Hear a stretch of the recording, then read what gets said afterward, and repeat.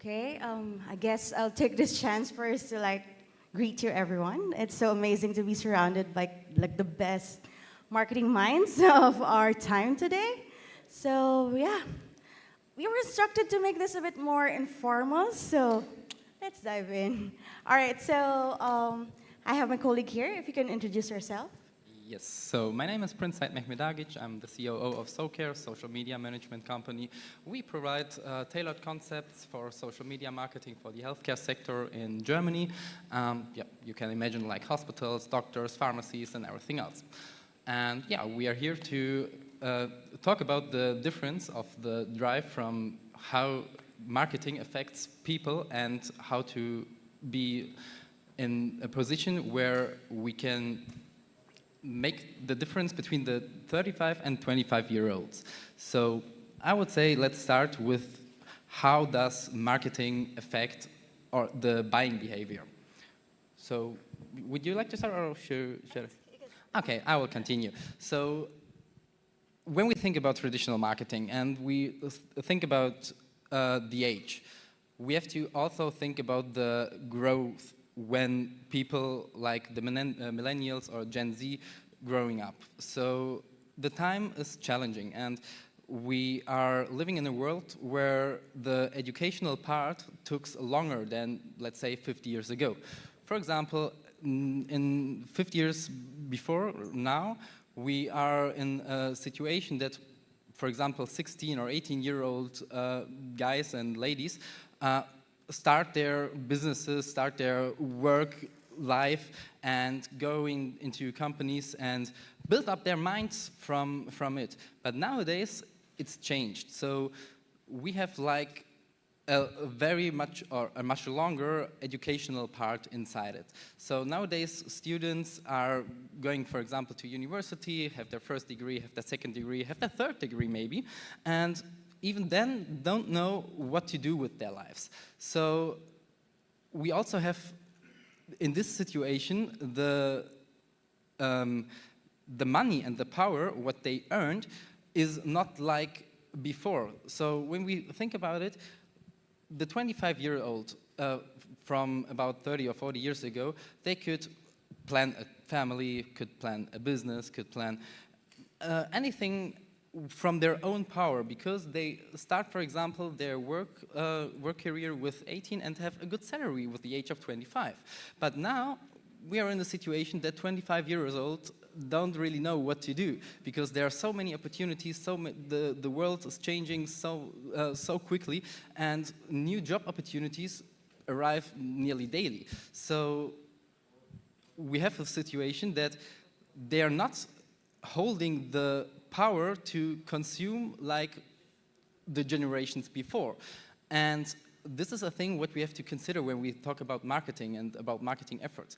Because when we think about it, 25 years old could achieve or buy a house or something similar, but now it's far away from that. They are right now in the process of finding themselves, and with the social media, it also comes new opportunities and new visions into it. So this is a thing what we have to consider when we talk about marketing. And yeah, that's for my part. Would you like to add something? Yes, actually it's great that you mentioned that. But first of all, let me introduce myself. So I am Geraldine Montero. You can also call me Den Montero. I'm a mom of 4, and I'm 35 years old. So this topic is for me. Yeah, so when I heard about the topic that 35 is in 25, of course, being a 35 woman, Asian woman, it really excited me. The thing is about this generation is that we are not limited anymore. Like before, imagine I'm 35, I have 4 kids. So what I mean is that as an Asian, we have this we are brought up to believe that we have a biological clock to maintain. That by the time that we get to 25, by the time that we get to 30, we should just get married, settle down, and forget about our careers. But slowly, that has been changing. The best part about it all is that we are not limited anymore. Like, age is just a number. And the most important part is that we have more money at 35 years old. So what I'm saying is that I really love what Prince has said, that by 25, most people are just still trying to like really know themselves, trying to get a better grasp of what they want. But at 35, we have been slowly challenging the norms. We have been slowly redefining like the social, cultural, and economic landscapes. And that's the best part of it, that we are at this stage that we are not being deprived anymore or being defined by what our age is. And I guess that's the power of our culture now, of our society now, which I really love. So, yeah. So, Prince, in terms of the marketing perspective, how do you think has it shifted, most especially that now we are considering 35 as the new 25? Yeah, definitely because of the money power. So with the age of 35, you're in a position that you had so many experience inside your growth process. You have, for example, your school education, you have maybe your university education, but you also have your friends, your family, your surroundings, and all of this build up your character. And if you are in a position right now with 35, you are in a situation that you can, let's say, shift it from the perspective, because when we consider like cultural aspects or political aspects, there are so many things which makes a pressure on a person. For example, you just mentioned the Asian version of it, that if you're in, for example, a lady with the age of 30, your family makes you pressures that you have to raise up a family. They want grandchild, and they want to see you in an implemented family, but you are in a position where you not really found yourself because of these new opportunities which comes with social media, which comes with the efforts of the new generations, and you even have totally different aspects when you ask, for example, a 35-year-old and a 25-year-old. So if you're asking right now a 25-year-old, they say, okay, I want a job with this, I want a job with that, and that, and that, while a 35-year-old could probably say, okay, thank you, that I get a job from you. So there are different perspectives on it. And when you think about the marketing efforts, you also have to communicate different things on it. So, for example, if you would like to have somebody, some fresh blood in the company, like youngsters, you have to communicate your vision, your goals on a different way. You have to be attractive employer, and you have to communicate your skills through social media, for example, that somebody would like to work with you and to fulfill a goal. And so you have the possibility to build a community who relies on the product or a service or whatever and be part of it. So you have to think about the change in the impact of the communication style for the different ages. And yeah, I think this is one of the most important things about it. Would you like to add something? Yeah, it's good that you mentioned about the communication part, because what I believe is really different when it comes to marketing between the 25 to the 35 age segment is that, number one, most especially if we're targeting like mostly like Gen Z, is that correct? Gen Z people, we tend to like attract them more on a visual part. Like we need to have something more of the hype, more all about like the music, the popularity.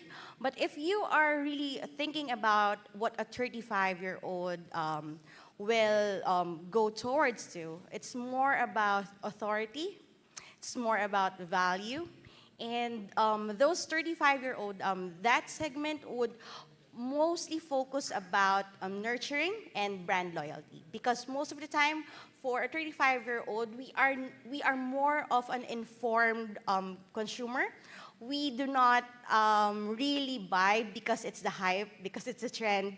We are more informed. We study before we purchase, and we really need to also look into that angle, that how can we communicate our brand to target these people that we can, that's the hardest part, how we can attract them and then maintain them. So that's like the question about marketing nowadays. And if we are still not really answering these questions in our companies at this point, we are really missing like a huge segment or a huge chunk of our purchasing power. So we really need to look into this, targeting more about the value that we can give and not just purely about the hype or the popularity of the product or the service. So, yeah. So, and I would like to add something to this. When we talk about the style of how to attract people or consumers, we have to also think about the COVID time. During the COVID time, TikTok and this platform, also Instagram, invented the Reels section. Consumers are used to consume video format, like audio and a visual aspect. And this makes totally new opportunities for companies. So if they survive and could take action on this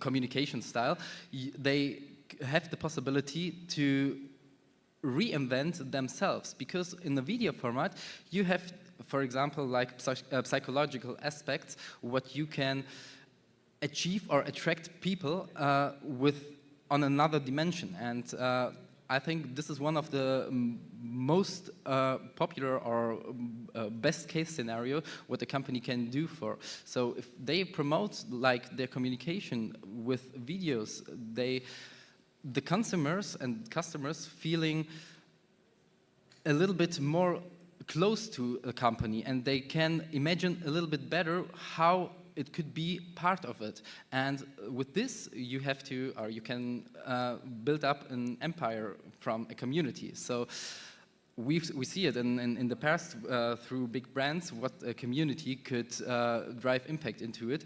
And with this community, you can also, yeah, let's say, totally be on another perspective for marketing and for attracting customers.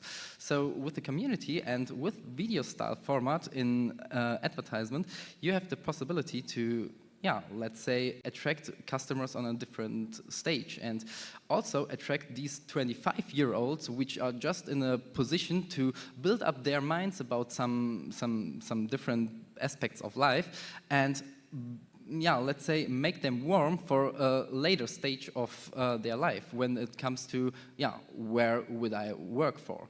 And yeah, this is like also a thing what we can discuss like a totally hour of it, but I think we have to go to the next question.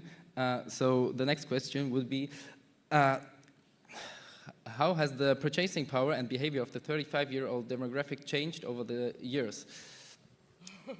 Yeah, so in terms of purchasing power, as I've mentioned before, back then we are all limited with the concept that 25 is the prime years and the 35 is more of like the settling years. But now, as also my partner has mentioned, where at this point, 25, the age 25 is still trying to like explore or know more about themselves. So the biggest purchasing power as of today is not literally so far because it's still the older generation, but so far with the 35, the purchasing power is really high. And as one of our friends from Fever has showed in the graph, you can see that most of the buying power is from the 28 to the 40 age group. And from there, people has, the buyers are now informed, and people buy from people.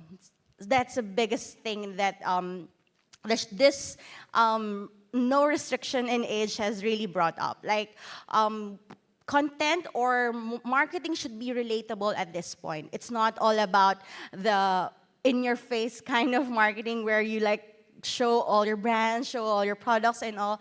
It's more about being relatable. And if we slowly target it to a specific, like this demographic of 35, being more of the confident age group, we are actually in the middle of that point where we are a bit tech savvy and not too tech savvy. So it's that in between that targeting this age group could be a bit tricky, but what really drives this is that people are more loyal at this age group. Like, we really need to nurture them, and once we have built that brand loyalty, this age group can definitely like continuously support us through the years. So what's your take on that one? Yes, good points. So what I would like to add is, when we think about the power of money and the growth what a person has 30 years ago and right now, we also have to think about the surroundings. Like, if you're in a position like 25 years old, just coming out of the school or just coming out of university or anything else, you're right now planning to go there to this company and, for example, work for them. But then after 1 year, you think, okay, I will change. I will go to the other one because they have a better presence, or they have better corporate benefits, or what else. And you also have to think about it that with this shifting, you have possibly the chance to get a higher salary, but it also can be like on the other way around, because if you're in a position where you jump from one job to another, you're not in the position where you're finding your expectations and you're specialized in and grow up on the skills. So you have definitely to take up more skills to different solutions. And with this changement, we have the problem that the money power isn't like it could be, because if you're an expert in one field and you're stick to it for, like, say, 10 years or 15 years, you have the possibility to be an expert in your niche, and with this your salary also rises up. And if you're thinking about, with 25 years old, start to build up their career, they are 14 when they reach this point, and they would be 40 when they could achieve a house or different things. In the past sense, it was a little bit different, because when you think about the normal traditional concepts, like you're going to work after, let's say 16 or 18 years old, and you're going into the company and stay to this company, you get a higher salary from time to time, and you're in a position when you're 25, for example, you don't have kids, you don't have any responsibilities, you don't have anyone to take care about, you can risk money for investments or for a house or for different things. And in this situation, you have not the bad, or not bad, but the risky thing that you cannot feed your family or something else.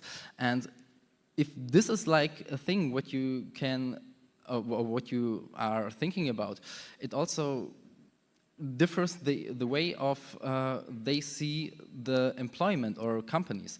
So I think with the age of 25 now, you're not in a position to achieve buying a house or something else, because you're not in the mood. And what I'm thinking right now is just from my European point of view, because when we also think about her background, she's from Asia, she has a totally different aspects and totally different things which comes up to her mind, which also pressures her. And it's like the same for me.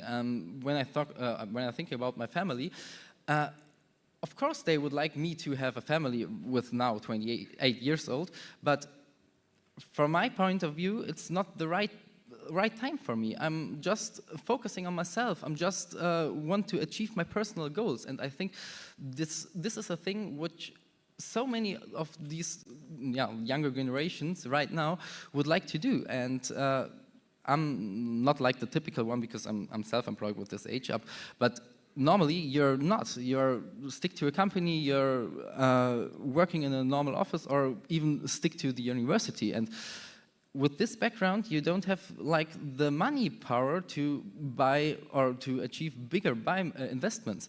And this is a thing where marketing also has to think about it, for example. And yeah, this is like a shifting time. So when we talk about effectiveness of marketing and target group oriented marketing, we have to improve the marketing effort for these 25 generations to, let's say, be a little bit reduce. How do you say it in English? You have to reduce payment points and be familiar with the company as a attractive employer. And yeah, that's the thing where most of the 25 years old right now have to think about. So which one is the right employer for me, which benefits could be suitable for me, which vision is which company's vision is sharing my opinion with. And yeah, that's the way it is right now. So 10 or 20 years ago it was totally different. So yeah. I see. Just a follow-up question on that point. So, since we have reestablished their difference, how do you think the content preferences have shifted between marketing to these two different segments? Yeah, that's a good question. But look, nowadays we are not relying just on the price. Back in the days, it was just who's the cheapest provider for a service or manufacturer or what else. Nowadays, it comes more with vision, with benefits, with sustainability and everything else. And this is like a way now 25-year-old would like to be part of a company. And if you're not sharing all of these insights from your company, you won't be attractive for these younger ages. And this is like a typical problem in Germany, for example. In Germany, like I would say about just 40 or 50% of the companies use social media effectively. And when we think about the Gen Z or millennials, they spend their time on social media. So why didn't they be more effective on these channels to communicate their vision and their needings instead of using, for example, print or TV advertisements? This is, from my personal point of view, waste of money. So also the channels has to be think about or rethink. Yeah, and I guess just to add at that point, so one of the brands that I work for, so I'm also a marketing director for Mo Flavor. So it's anime cosplay lingerie. So it's really like a different concept. The thing is, what is really intriguing now is that we are now not bounded by the age, because would you expect that our biggest consumers are like the millennials, like 35 up, for anime lingerie? So what I mean is that we can really like market to everyone.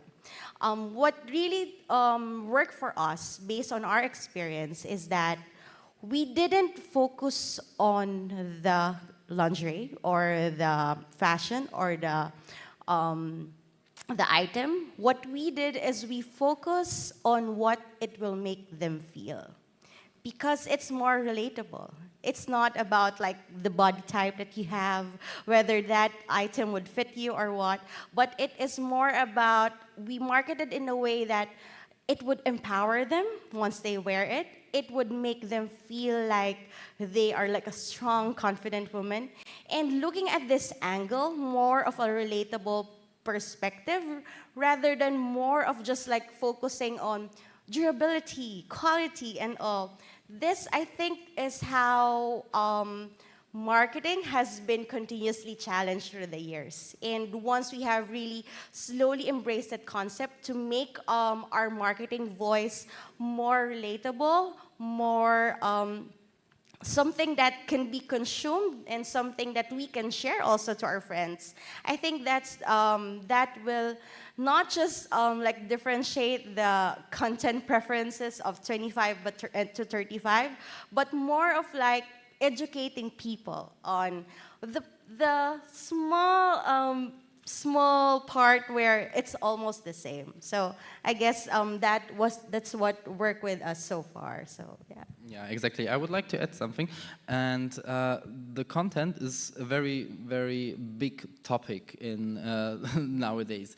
Like, if we, for example, think about big brands, they spend like hundred thousands of euros or dollars or whatever in content production, and sometimes it's worthy and sometimes not, because nowadays the community would like to see other content. They would like to see, for example, user-generated content. It's more like a direct how to use it medium, and instead of just normal promotional content.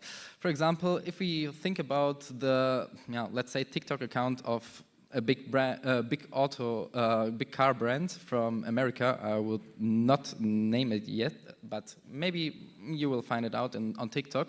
They spend like hundred thousands of dollars into it, but the account is like very bad. They have, I think, 40,000 followers, which is like absolutely nothing for a big brand like them. So I think they don't understand what the community, or especially the younger generations, want to see. They want to see use cases, how other people use the product. They want like to see how is the product be part of me, of myself, my life, and everything else. So the way the content is created has to be rethinked. And I think the new creators from the millennials and Gen Z, they know what they want to see. So that's also the thing why so many influencers pop up from like everywhere.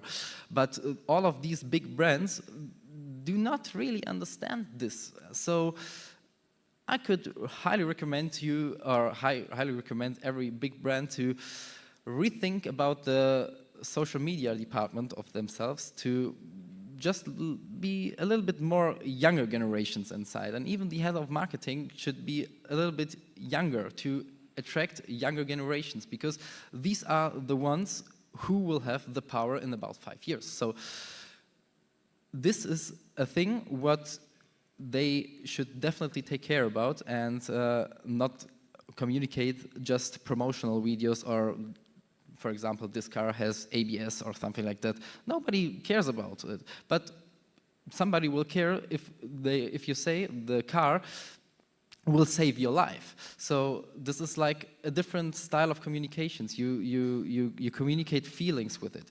So this is, I think, probably the most effective way to attract this target audience of younger generations. It's actually good that you mentioned that, because we are currently sitting on like a big pool of data, like TikTok, we have Instagram, and consumers have been really vocal on what they want.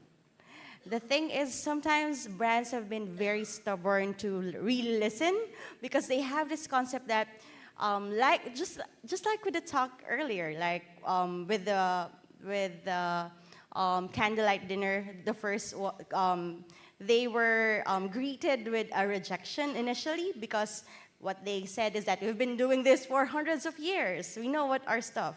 But when data has been presented, and when like a specific a round of testing has been made. It dramatically shifted the number of people attending that concert or attending that candlelight concert. So that's the thing. We should also be open and not limit ourselves based on our perception of, okay, this is age 25, this is what they want. This is age 35, this is what they want. Because honestly, even us, we don't know what we want. So the only thing that we can do is that, what we can really do is that to listen to them, to listen to our target audience, make sure that we really respect their voice, and eventually, of course, do the A/B testing, because the A/B testing will definitely save you money, and it will definitely save you time. So once we have slowly be open to more suggestions, to more a different approach in terms of marketing, I guess age will just really be a number. Age will not be a definition anymore, but it's more of just like to know what age you are, but rather it's more of like just a guidance. But marketing has always been evolving, and it's nice to not be constrained about this traditional approach anymore. So I guess that's my take on that one. Okay, and what do you think about the next 5 years? How will marketers affect this? Yeah, actually, to be honest, time is a scary concept for me. Like with what happened with COVID, like imagine how things have massively changed. So in the next 5 years, I'm actually really excited because nowadays people are more like tech savvy. They are really more open to like other platforms like online shopping. We even have like TikTok shop in our country. So there's a lot of evolution that is going on. And the best part is, as marketers, we get to receive that challenge on how we can communicate to this growing interest of people, because the algorithm changes like almost every day. Like what worked for last year for TikTok doesn't work for TikTok anymore. What works before for Instagram, the algorithm change, doesn't work for Instagram anymore. So that's what I perceive as the most exciting part of our work. Knowing what's the next one, knowing what to make, like strategize and simply make our brands work, help our brands communicate to their target audience. I guess that's the exciting part of this all. But most importantly, with the advent of ChatGPT, with the advent of AI, though it has been like a big concept even long before, it's just getting popularity now. So it will definitely be more of like people will always look for people. Because in this age where content is everywhere, it's now about curation of content. Like how will you curate that content to target your audience, to target their interests, and how to make your post feel human, despite, of course, having some simple ChatGPT help, but yeah, to make it more human. And I guess that's how I perceive the marketing industry growing for the next 5 years. So how about you? Yeah.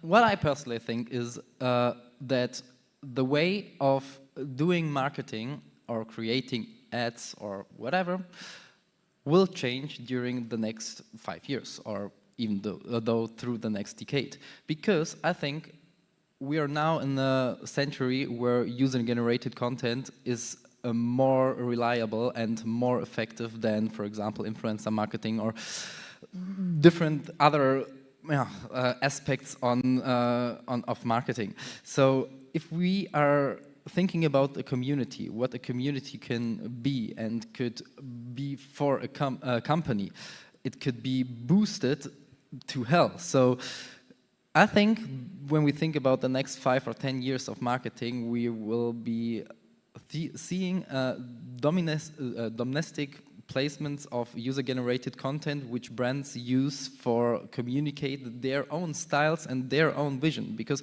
of course all of the brands have their frameworks and have their frames within their communication style has to be fulfilled.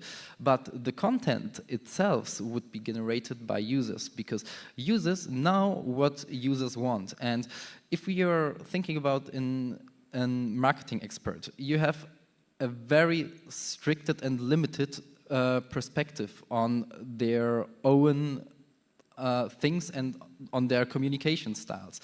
And users don't have this perspective. Users don't have like all of these informations. They just trying to create content what they like and what they love.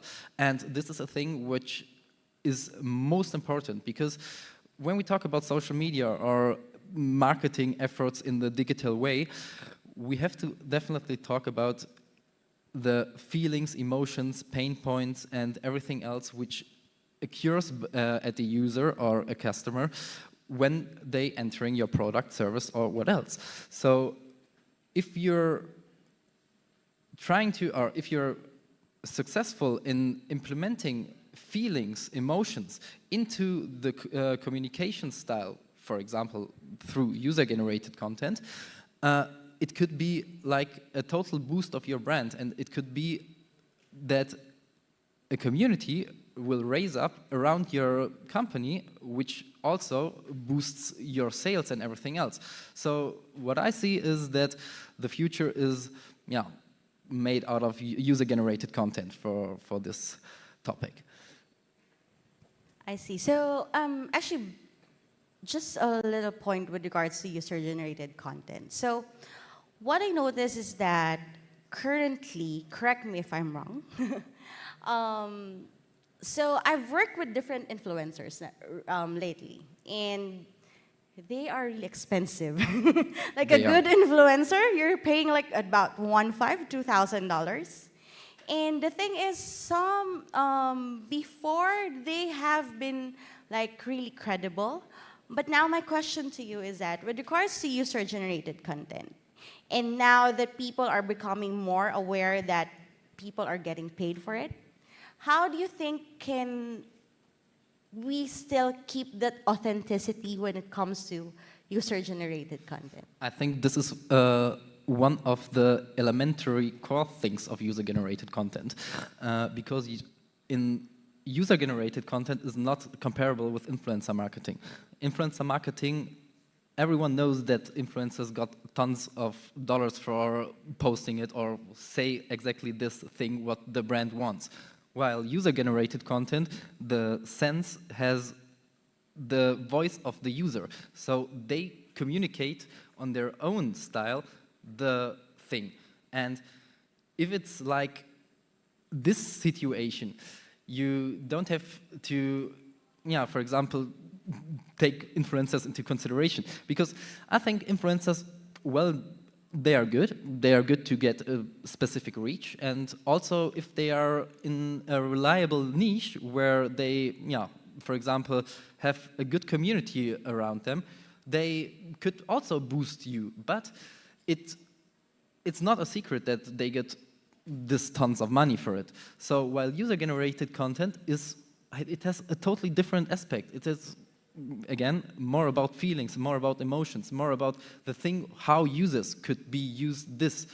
And I think this is like a totally shift in marketing, because back in the days it was like the marketing operator has the plan and they will, let's say, stick to this plan for the next 3 or 4 or 6 months.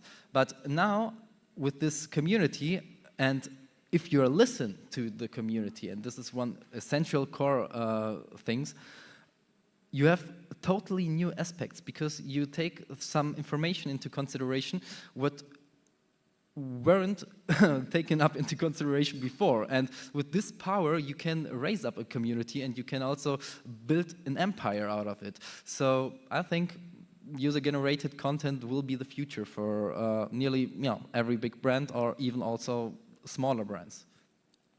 I really love that. Well, actually, on that point as well, in terms of like creating a community, I strongly believe on that being also the future. Because once you have like created a community, it's them that will do the marketing for you. It's not easy though, but I think having that community who really respects your brand or loves your brand, they will tell all their friends, all their colleagues about it. And yeah, they will do the user-generated content by themselves, not even expecting like a single cent from you and all. And I think with the shift in marketing, that is one really good aspect that we can look into, like the community of believers on the brand that we are marketing for. So yeah, it's a good point.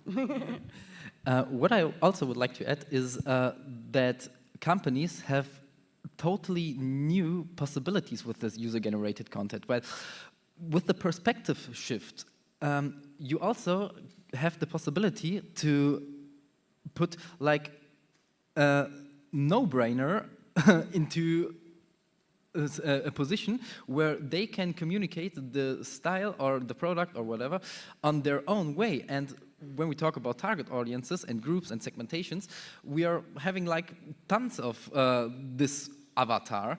And with this communication style and with this content, you can also attract like this target audiences.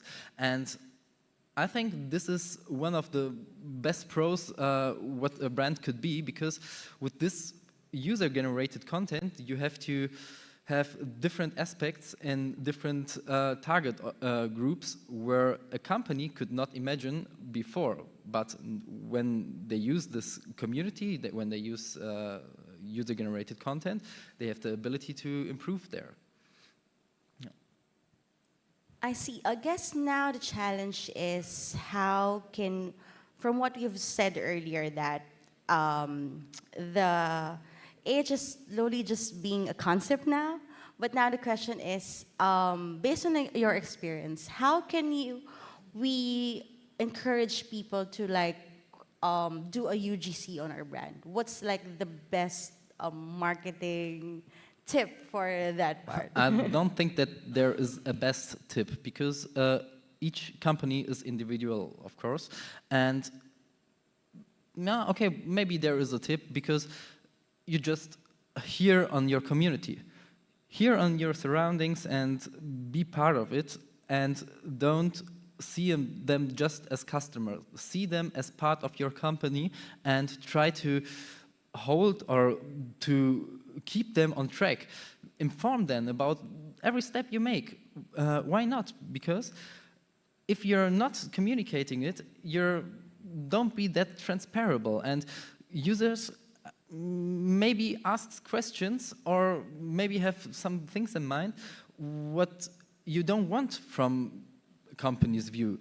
But you can also use this to affect your communication style, because when you always like do conventional marketing or do like, hey, we are the best, we have this service, and at our company everything works well, we don't have any problems and everything else, it's not like the reality is. And I think reality is one thing what also has to be taken into consideration when we speak about the next 5 years, because also with the new aspects of marketing or new digital marketing, let's say aspects, you have different things or different possibilities to take care on. And with these challenges or with these chances, you can improve your content, you can improve your marketing strategy, and you can improve your whole business. Actually, it's a very good perspective, because so far, I'm also a big believer of really communicating to the audience. Like, for example, as I mentioned in one of the brands that I am handling, is that whenever we try to like create a new design, a new lingerie, or a new anime character, we try to like take the audience to a journey. Like, we first ask them, Which character do you want to see? Next one, do you want it to, what type of lingerie, or what type of, do you want the lingerie or a swimsuit? So we take them into this journey where they are slowly getting more engaged. Like, we are showing them that we are listening. And as a consumer, consumers love that. Consumers love to be heard. And we are, as a marketer, we are really lucky to have like an engaged people who was really giving us their sense, their own perception of what they think would be a good product. And that shift in communication will not just simply, because in the traditional form of marketing, we already have like this, that. But now, as we slowly communicate, as we slowly take them into consideration, we are not just simply communicating with them, but we are slowly building them as a community, like as believers of what our brand can do, as a super fan, as you might say. So I really love that concept of really communicating to the customers and slowly using that data to help you in terms of marketing. Thank you for your for sharing your information and your point of view. But with an eye of the time, we have to come to the end. I would like to ask if somebody has a question. Please. Can we give her a microphone?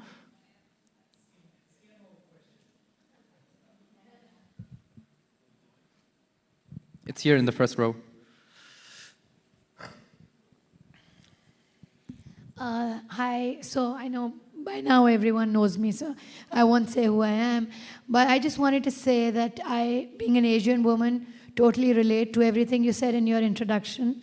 The second part is that when you mentioned that the CMO should be younger, and I totally understand that. You sound like one of the persons in my team.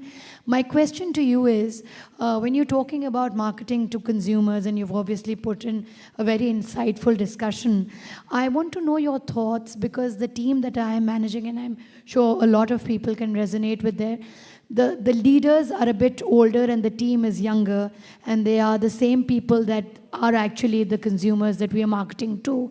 So how do you think marketing to them and convincing them of certain projects, or convincing them of probably certain jobs that they need to be done, how do you think that can be done in the light of 35 is the new 25? How do you think a leader should motivate a younger team in this context of being the consumers also who consume either content or any other form of communication? Could you shed some light on that? Well, what I think is, first of all, it depends on the company. It depends on the segment where you're operating in, and the project, what the goals of the project are. So if we are, for example, talking about a company who is like, how do you say it, working on a specific project, but is still a brand, a big brand, you can easily ask your community, how will you likely to see us in this position? So if you're asking them, you take them up, and you trying to keep them on your track. So I don't say that you should fire all of the CMOs or everything else. Of course, your perspective is very worthy, but when it comes to the content production, it has to be a little shift in the thinking about it. So, of course, your frames are there, and at the end of the day, you're the responsible person for it. But you can also take some community ideas into consideration for building up your marketing plan. Does that answer your question? You're very welcome. Is it okay if I also add to it? So I also handle a team like they're really young, like some are fresh grad young. So imagine the headache. Just kidding. But what I mean is that there's really a difference when it comes to ideals, when it comes to beliefs based on generation. It's like a really big difference, a big concept. So far what worked for us is that instead of just focusing on our roles, focusing on what we're expected to do, we focus on what our brand's mission is all about. Because once you start focusing on the end goal or your vision, you will all work together to that. And by working together, it just doesn't mean like, I'll do this, I'll do that. It's more of like, how about we all do this? How about we all do that? So it's more of just like me ordering them. It's more of like, how can we do this? How can we do that? Just for us to like really reach that vision. And so far it's been working. Like once they believe in your vision, and for the older generation, ouch. And so for the older generation, it would really be a challenge because we have been brought up in a way that seniority is the key. But once we also have, as my colleague has mentioned here, shifted our perspective a bit, we, instead of just being like focusing on the traditional, how about we become more open to different approaches, different ideas, and we treat everyone in our team like equals rather than based on our status or seniority. I think that would definitely change our working culture and everything eventually. So there. Is there another question? Yes, I would have one more question. So I think a lot of companies will start to have to navigate short-form content in the future, probably in the very near future. And I think short-form content is, well, pretty natural for e-commerce products, for example. But how would you tell companies that offer services or that are in B2B to navigate short-form content? On a very easy way. If we are thinking about a process, you have a perspective on this process.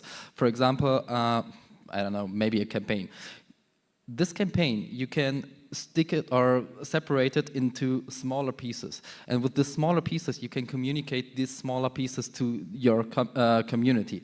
And it doesn't have to be for everyone, but it has to be for one who is one step behind you. So if you're communicating all of these steps like in very, very short, short steps and on the very, very minimal and basis of it, you can, yeah, let's say communicate all of it on a way that interact with the community, which takes up parts of new communities and bring it back to your company. So you can use it like in separate and different stages. Does that answer your question? Yes, so far it does. Maybe you also have a tip on how to, what differs the platforms where you put the short form content. Yeah, definitely. Yeah, so like maybe TikTok, Reels, and YouTube, for example. Are there some major differences that should be taken into account instead of just dumping all the same content on all the platforms? So I'm not a friend of recycling content for each platform. Or better say, recycling, yes. Use it one-on-one, no. Each platform has their own ecosystem, and this ecosystem has specific needings and believings. And with this ecosystem, or within this ecosystem, you have to find a strategy where you would like to communicate. For example, if we're talking about YouTube, YouTube is like the second Google, I would say, and in a way to visualize the information of Google. And of course, you can make it a little bit, let's say, similar to the other platforms, but you have to find a way to navigate your customers from one platform to the other. And this is not given if you're sharing the same content on each platform. You have to separate it and be basic, let's say, adjusted to the ecosystem itself. So, yeah. Okay, maybe the final follow-up for that.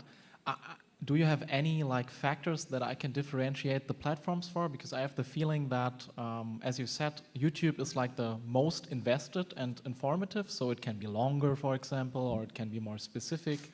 Meanwhile, TikTok is probably shortest attention span, which should be more broad. So can you give me some things that I can effectively differentiate the platform with? And what might perform best on each platform? Sorry, it's super specific, but very interesting. Look, this is a very specific question, because when we talk about these platforms, we also have to talk about these different target audiences which appears on their platforms. And I think this is not like done within the next 2 or 5 minutes with a look on the, on the walk. We can have a small talk outside and we can speak about this issue, but nevertheless, I think all of it has to be done especially for one platform and for one ecosystem. And that's the thing what we should take care about. Would you like to add something? Yeah, I'd just like to add something about that. So what marketers tend to forget is that before we market to other people, the first customer will always be us. So we need to check first, like, for example, in your case, what do you enjoy the most? Like, how do you, in your own perspective, how do you differentiate each and every platform? So like in my case, like TikTok for me is more of like digestible content. And if I want to have like a more technical or deeper level, I go to YouTube. So that's my perspective there. So try to start it first with how you perceive things, and then eventually check on like how others are responding to it. And as my colleague said here, I'm also a firm believer of not repurposing content, because I believe that each platform has their ecosystem, and it's best to really like try to be comfortable first on one platform before jumping into the next. That's my take on it. And if you really want to have like know the difference of each, try to check first whether what interests you and what your preference at this point so far, and then start working from there, because eventually you'll find out that like what happened to me, I'm not really like a TikTok person, but eventually while I was really diving into the platform, I noticed that I'm enjoying TikTok now, and I feel like I'm reaching more people compared to like doing YouTube and Instagram Reels. So it's a long topic, so yeah, I hope I did a bit of some justice to it. Thank you for your attention. I think we have to quiet now because we're getting from the side now some push-ins. You can ask us questions, we will be there, but thank you for your attention.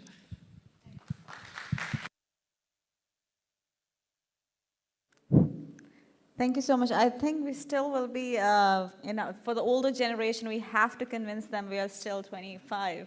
Well, if you're not, we have to convince them like really hard. They're like, you know what, you have to get married, you have to get settled. So thank you for that. I'm going to tape that and send it to my parents. Thank you. And it was really inspiring, and I hope everybody had fun. So thank you so much for your time, both of you, and we'll be going ahead now.